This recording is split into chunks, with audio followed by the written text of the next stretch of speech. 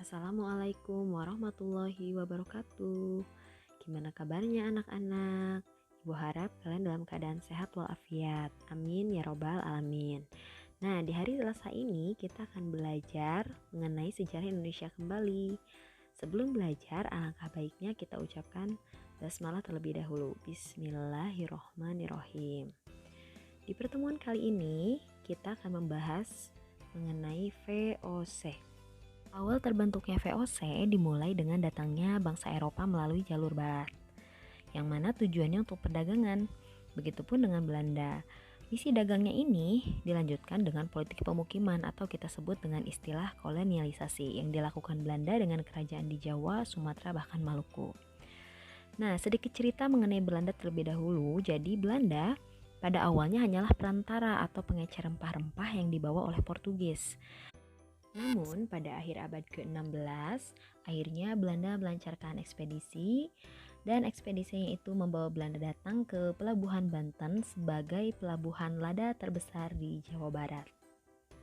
Berikutnya, karena semakin banyaknya orang yang datang ke Nusantara, ditambah munculnya persaingan antar bangsa maupun antar kelompok Belanda sendiri, kan masing-masing bangsa membuat kongsi dagang sendiri, akhirnya mendorong lahirnya sebuah gagasan yang diawali pada tahun 1598 oleh Parlemen Belanda melalui Pangeran Maurits juga Johan van Oldenbarneveldt, itu yang mengusulkan bahwa untuk menghindari persaingan alangkah baiknya dibuat sebuah kongsi dagang atau kelompok dagang, yaitu merupakan gabungan para pedagang yang berasal dari Belanda.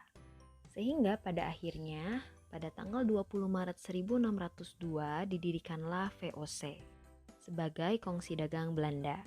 VOC sendiri merupakan singkatan dari Verenigde Oost-Indisch Compagnie atau kita singkat menjadi VOC, yang mana jika diartikan dalam bahasa Indonesia merupakan Perserikatan Maskapai Perdagangan Hindia Timur atau kita sebut Kongsi Dagang India Timur.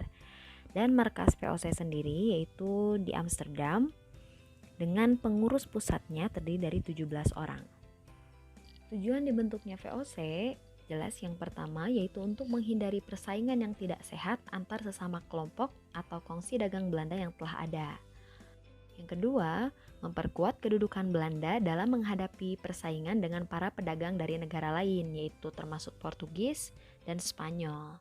Dan yang ketiga yaitu membantu dana pemerintahan Belanda yang sedang berjuang menghadapi Spanyol. Berikut ini merupakan hak istimewa atau hak oktroy yang dimiliki oleh VOC. Yang pertama, VOC berhak melakukan monopoli perdagangan di wilayah antara Tanjung Harapan sampai dengan Selat Magelhans termasuk Kepulauan Nusantara. Dan dalam pelaksanaan monopolinya ada beberapa aturan yang diterapkan oleh VOC. Yang pertama ada Verpflichte Referanti. Aturan ini memaksa pribumi untuk menjual hasil buminya dengan harga yang telah ditetapkan oleh VOC. Dan dalam peraturan ini pula rakyat dilarang untuk menjual hasil buminya kepada pedagang lain selain VOC. Hasil bumi yang dijual kepada VOC diantaranya adalah lada, kapas, kayu manis, gula, beras, nila, serta binatang-binatang ternak. Aturan yang kedua adalah aturan kontingenten. Aturan ini yaitu mewajibkan rakyat untuk membayar pajak berupa hasil bumi. Dan aturan yang ketiga adalah ekstripasi, yaitu hak VOC untuk menebang tanaman rempah-rempah agar tidak terjadi kelebihan produksi yang dapat menyebabkan harga merosot. Aturan selanjutnya adalah pelayaran hongi, yaitu pelayaran dengan menggunakan perahu kora-kora untuk mengawasi pelaksanaan perdagangan VOC. Tujuannya yaitu untuk menghindari adanya penyelundupan atau pasar gelap yang menyalahi aturan monopoli VOC. Dan jika ada yang melanggar ketentuan yang sudah disepakati VOC, barang-barangnya akan disita, bahkan dimasukkan penjara, dijual ke pasar budak, bahkan yang paling terkejam yaitu sampai dibunuh. Dan aturan yang terakhir yaitu Pre-Eingerstelcel, yaitu sistem priangan. Nah ini berkaitan dengan penyerahan wajib pajak kepada VOC atas hasil bumi masyarakat di wilayah priangan. Dan yang diminta pajaknya bukan berupa uang, melainkan hasil bumi yang setara dengan uang pajak tersebut. Selain penyerahan wajib, VOC juga memaksa pribumi menjadi budak apabila pribumi tersebut tidak mempunyai lahan. Hak istimewa yang kedua yaitu hak VOC membentuk angkatan perang sendiri. Yang ketiga, VOC berhak melakukan peperangan. Yang keempat, mengadakan perjanjian dengan raja setempat. Yang kelima, mencetak dan mengeluarkan mata uang sendiri. Berikut Ibu tampilkan salah satu jenis mata uang yang dikeluarkan oleh VOC.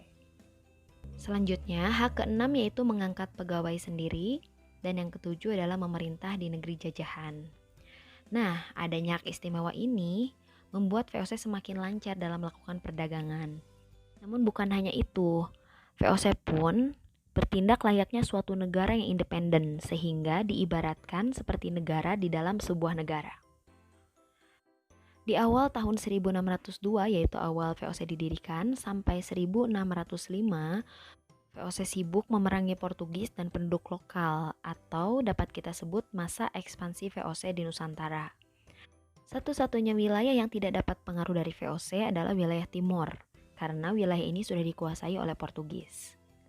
Selanjutnya, untuk mempermudah dalam menangani urusan perdagangan serta perluasan wilayah atau kita sebut ekspansi, akhirnya VOC menunjuk beberapa gubernur jenderal, dan gubernur jenderal yang terpilih pertama kali yaitu Peter Booth. Peter Booth memerintah dari 1610 sampai 1614. Di tahun 1610, Peter Booth berhasil mendirikan pos perdagangan di Banten, dan Peter Booth pun berhasil memasuki wilayah Jayakarta yang selanjutnya dirubah menjadi nama Batavia pada masa Jan Pieter Jonkon. 1 tahun kemudian, yaitu pada tahun 1611, Peter Booth melaksanakan perjanjian untuk pembelian sebidang tanah yang merupakan cikal bakal kota Batavia. Dan selanjutnya, Peter Booth pun mendirikan pos perdagangan di Ambon. Namun, Ambon tidak termasuk pada jalur perdagangan strategis di wilayah Asia, sehingga pada akhirnya VOC memindahkan pos perdagangannya ke Banten. Nah, berikutnya Ibu tampilkan beberapa gubernur jenderal VOC yang dianggap berhasil dalam mengembangkan usaha dagang di Nusantara. Berikutnya ada Jan Pieter Jonkon, dia memerintah dari 1619 sampai 1629. Pada masanya dia berhasil melakukan pengepungan ke wilayah Jakarta menggunakan 18 kapal dan menduduki wilayah Jayakarta kembali. Dan selanjutnya wilayah Jayakarta dia rubah menjadi Batavia. Dan pada masa Jan Pieter Jonkon ini, dia dianggap sebagai peletak dasar penjajahan VOC di Nusantara. Selanjutnya, yang dianggap berhasil menguasai atau mengembangkan usaha dagang yang dilakukan oleh VOC di Nusantara yaitu Antonio van Diemen. Dia berkuasa dari 1636 sampai 1645. Dan pada masanya, ia berhasil memperluas kekuasaan VOC ke Malaka pada tahun 1641.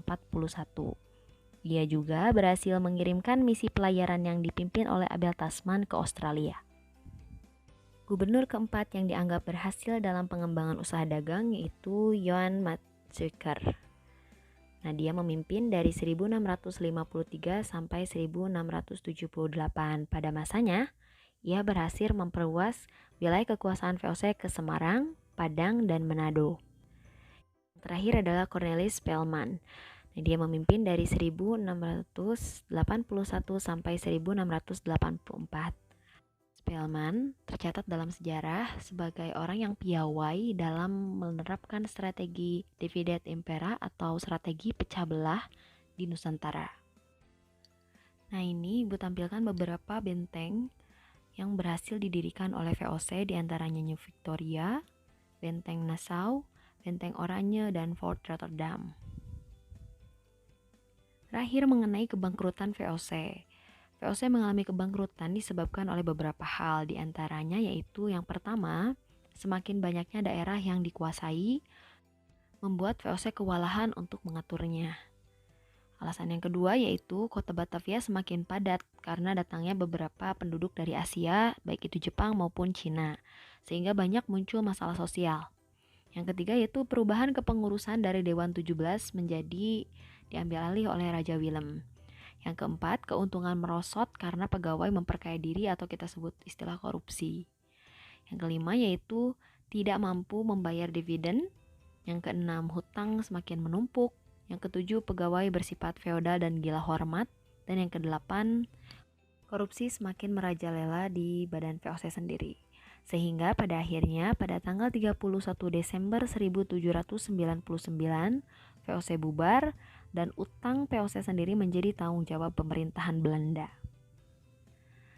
Sekian pembahasan VOC dari Ibu, mudah-mudahan memberi manfaat untuk kalian dan juga memberi pemahaman lebih pada kalian. Terima kasih. Wassalamualaikum warahmatullahi wabarakatuh.